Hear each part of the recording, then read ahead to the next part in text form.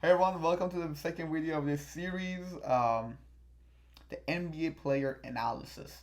So it was pretty interesting. Last time we recorded the first video, we faced some type of issues, and I figured it out and what was going on. And I'm gonna show it to you also what happened. One quick thing I realized that I need to do personally, that was kind of like a personal lesson for me to be learned, was the fact that when you make so many requests from certain websites, and this may not happen to you, or may in the future if you do a lot of web scraping stuff, they may temporarily deny access to your IP address or to your user agent basically. Why? Because you're creating a lot of traffic, so they would do that, and they did that to me with this basketball reference website. So what I want to do today, before we do anything else, I want to show you all how we can go around it, and not necessarily go around it, but how we can what do you say, avoid that happening. So one of the main things that we can do to avoid that to happen is what is to do not make requests more than once or twice. But like, what if we need to pull data again, and then what if our data gets lost and basically you don't run your program again, which happens. If you close your tab and your terminal, then you have lost all of the things that you already web scraped. So how are we gonna solve that? That's the first thing I'm gonna do today. So ready? Let's get started. Alright, so what I want to do, I just want to make a new file, Python free. Come right here. So and we're gonna do the same. Do this for the basketball reference website. So I'm gonna open that also here. So we have that. Alright, we good. And then obviously we're gonna import our libraries. Import BS4, or sorry, from BS4. Import beautiful soup, soup, and then what do I want to do? Also import requests. All right, so I don't know. So all right, that's the first thing we gotta do. And the second thing we're gonna do, as always, just get our URL. What is our URL? Come right here. This is our URL. So oops, just grab it right here. So we got our URL, and we're just gonna make a request for the first time. So we're gonna say r equals requests, requests dot get, then URL. Also remember, you can always pass the headers here, like the language and user agent as well too. Another thing with this request.get that you can use is to make timeouts. Sometimes it's highly recommended to do timeouts for certain websites.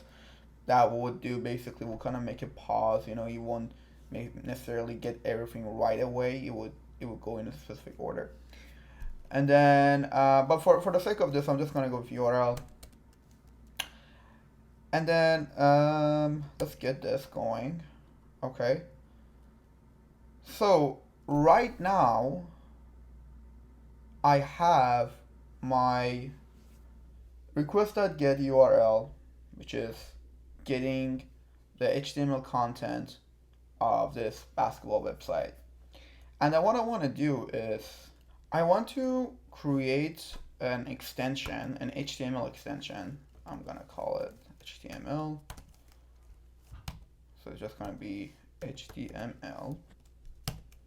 And then one thing I forgot to do here, I want to also make this as a soup object. So it's equals to soup, beautiful soup object is going to be r dot content. Perfect.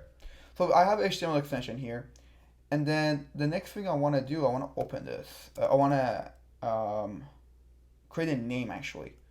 I'm gonna create a file name, and what that's gonna be, so because it's I know what this one is, basketballreference.com, I can just do basketball reference, or I can just like make it a little bit shorter.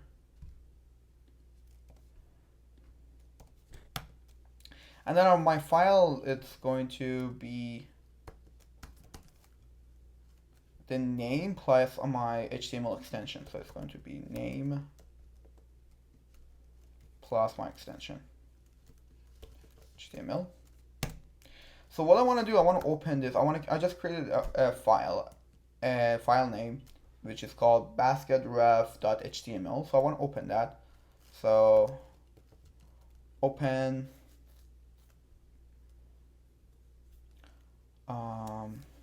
open file as of, and then what I want to do, I want to write on it. So I'm just going to say f.write, write in my file, and what I want you to write, it's going to be, well, str, and then I want it to be sp dot, I guess, prettify. Oh, it's just because I need to put W right here to show that I am writing this file. Yeah. Okay, so when I come to our folder, now we have created a new HTML file, which I can open it. And if you can see right here, this page is running on my local host. So I am not operating with the website itself anymore. I have this HTML file on my local host. So anytime I make any type of request, it will be on my local host. So what am I doing here? I'm basically avoiding making requests so many times, and I can just like run it through localhost, and also it's going to be faster too.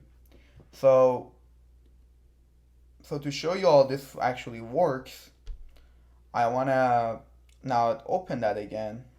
I'm going to do something like file, open file, and I want it to be what? I want to turn this to Beautiful Soup again, so I'm just going to do new soup is equals to what? Soup file. Perfect. And then here's our new soup.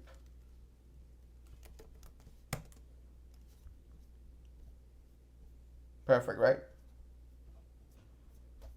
And it's just another soup object, so we can do anything that we want with it. We can make any request, get use find all, select, or anything else that we would do with a normal soup object.